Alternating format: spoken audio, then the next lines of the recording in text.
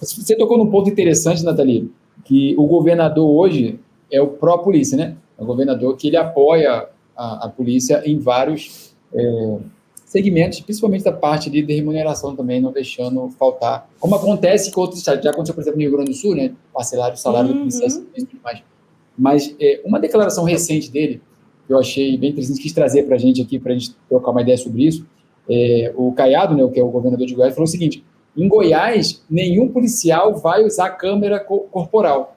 E aí eu queria que você falar sobre isso, até porque é interesse do governo federal mudar a portaria que é aplicada para a PRF, Polícia Federal, para o DEPEN, que é a portaria interministerial 42/2010, que era aplicada para quem trabalha para as polícias federais. E ele quer também fazer essa diretriz para os estados, né? Tem que seguir. Pode até não seguir, mas se não seguir, vai perder o fundo lá, enfim, vai perder dinheiro, né, caso não siga. E nessa diretriz ele quer botar a câmera corporal. E como é que fica isso? Poxa, o que você, na sua atividade policial, na sua experiência, até de colegas também que são mais, trabalham mais na atividade fim, ali, né? De bater, dar o chute na porta e tudo mais. Qual que é a sua opinião sobre isso, em relação ao que o Caiado falou e a sua experiência também na questão da câmera no uniforme do policial? Então, igual eu estava falando, né? A gente está num momento de administração em que o governador realmente ele apoia a parte de segurança, é uma das linhas dele de administração, é especificamente a segurança, e inegavelmente isso aí é uma coisa que não é necessário, não é preciso nem conversar com pessoas de área que falam assim, entendo sobre segurança pública. Mas a sociedade mesmo, ela sente na pele a diferença da segurança pública aqui do Estado. Eu converso muito sobre isso com conhecidos, com pessoas que não são da área, até mesmo chegar e perguntar, você se sente mais seguro andando hoje nas ruas do que você se sentia alguns anos atrás? Como que é essa sua sensação de segurança? Porque, por exemplo, algo que assim, há muitos anos realmente não acontece, que diminuiu muito no dia a dia nosso aqui, são, por exemplo, assaltos, né, em trânsito, por exemplo. Em Goiânia, você anda tranquilamente com o seu vidro aberto, que você sabe que não tem problema nenhum. Então, a segurança realmente do Estado, ela melhorou muito nos últimos anos, porque foi investido muito nessas questões. E aí eu te falo, o investimento que foi feito em que área desse investimento da segurança? Será que é necessário realmente eu gastar tanto dinheiro investindo em câmeras para monitorar as ações dos policiais, ou a gente poderia continuar investindo em outros aspectos que realmente estão refletindo para a sociedade, que é quem tem interesse realmente nisso, né? Eu já tive a oportunidade de trabalhar com profissionais que utilizam câmeras, mas próprias, que adquiriram câmeras próprias para utilizar em certas situações, exatamente para evitar problema. Porque qual que é o ponto com relação a isso? O policial pode não ter uma câmera, a sociedade tem. A sociedade tem. A gente tem celular o tempo inteiro gravando aquilo que nós estamos fazendo. Nós temos hoje vídeos de monitoramento nos estabelecimentos, nas casas, em tudo quanto é lugar. Então, será que realmente é tão necessário assim você colocar uma câmera para filmar? Eu não vejo como um problema se a gente faz as coisas corretas, se é feito tudo correto. Se você trabalha com a legalidade, o profissional que trabalha com legalidade, ele não vai ter problema nenhum em utilizar isso. O que eu vejo como um empecilho é você investir tanto dinheiro, porque a gente sabe, infelizmente, como que funciona esses procedimentos de licitação, esses gastos excessivos e errôneos com relação a esse tipo de investimento. Investir, então, em colocar câmeras, né, em farda de profissionais, sendo que às vezes você chega numa delegacia e não tem uma cadeira para você sentar. Sim. Eu já trabalhei em delegacias que não tinha papel para imprimir uma ocorrência policial para uma vítima.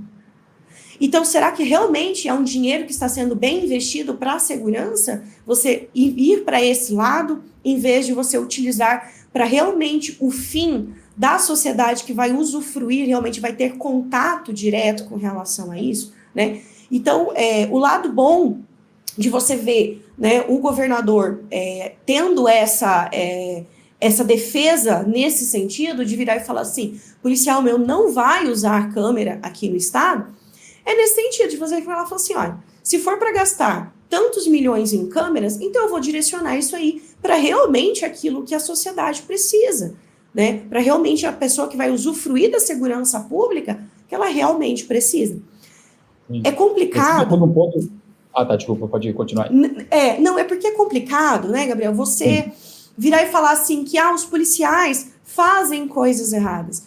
E eu costumo dizer isso muito quando a gente entra em embates aí, em discussões com pessoas com relação a falar assim que teve tortura, teve às vezes um homicídio, né? E teve confronto e morreu, teve confronto mesmo, não teve.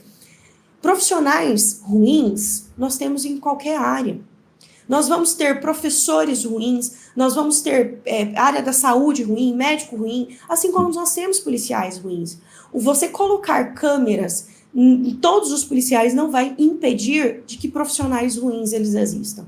Então, talvez esse não seja realmente o caminho para coibir aí realmente aquilo que é a justificativa dada do porquê utilizar essas câmeras, né? As pessoas que...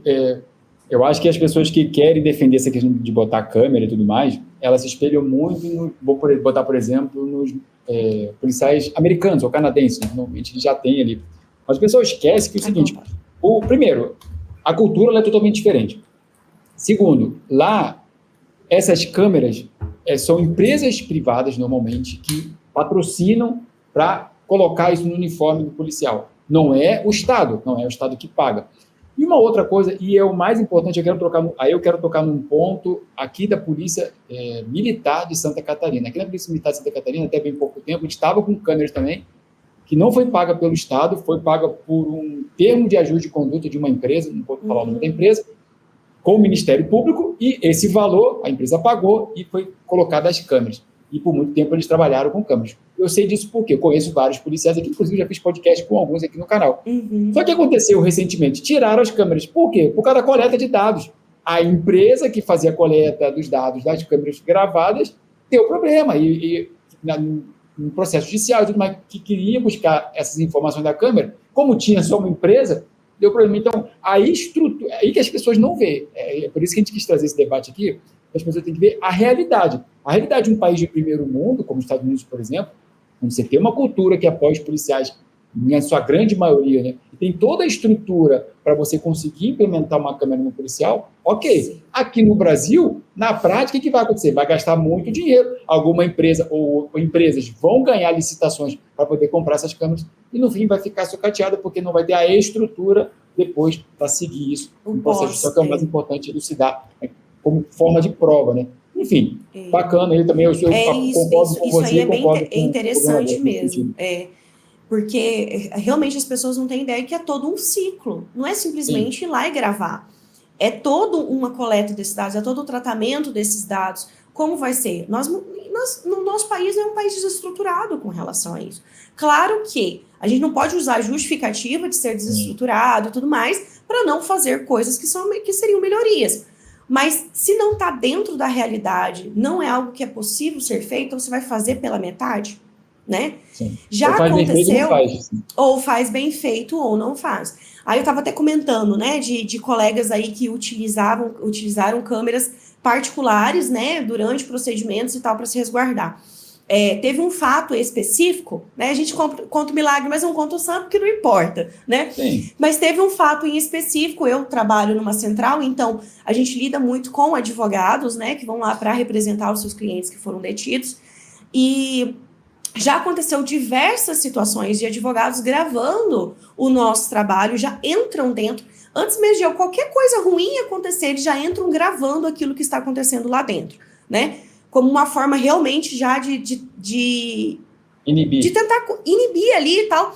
E a gente se sente, eu particularmente, que estou fazendo meu serviço de forma correta, me sinto mal de falar assim, pô, tem alguém me filmando para ver se eu vou fazer alguma coisa errada ou se alguém vai fazer alguma coisa errada ou não. Então, eles já entram nessa tentativa de pressionar. E já aconteceu também dessa coisa virar. Por quê? Quando você grava, você está no domínio daquilo você expõe aquilo que você bem quer. Você vai editar e vai expor aquilo de uma forma que é conveniente para você. Então, já aconteceu da gente fazer o atendimento, por exemplo, de um advogado que estava extremamente alterado, já chegou muito alterado para fazer o atendimento, tratou, inclusive, com desacato, né, os policiais que estavam ali tentando realizar o atendimento, tudo muito difícil, muito complicado. No momento em que a autoridade policial chegou com a câmera e ele verificou que ele estava gravando, a conversa mudou totalmente de rumo, entende? Então, tem os dois lados também, né? Claro que existe aí os dois pontos de vista, mas aí você para pensar, se para nós seria interessante também ter essa prova de que a gente está fazendo a coisa correta, e mesmo assim a gente não faz questão, será que é tão importante assim, né? Será que é tão... Né? Primeiro escutar os profissionais que vão usar o equipamento, em vez de jogar, porque o especialista em segurança pública que nunca pegou uma arma na vida... nunca lidou com falar com uma pessoa e não ser obedecido e ter que, às vezes, infelizmente, agir, né, de formas aí que não gostaria. Todos os dias que a gente lida com situações, eu brinco e falo assim, gente, tem 6 anos que eu tô nessa central e todo plantão é uma novidade, é uma coisa que eu nunca imaginei que eu ia viver na minha vida. Vem uma pessoa mais louca que a outra ainda, de coisas que você lida que você vira e fala assim, senhor, se a FGV ficasse um dia de plantão aqui, ela ia fazer cada questão em prova inexplicável. Às vezes a gente ri, eu sento lá com os delegados e falo assim, e aí, juridicamente, o que a gente vai fazer com esse povo? Como que a gente vai analisar isso aqui? O que vai ser desenrolado, né? Então, assim, é realmente uma coisa que todo dia, a vida do policial, todo dia é uma novidade.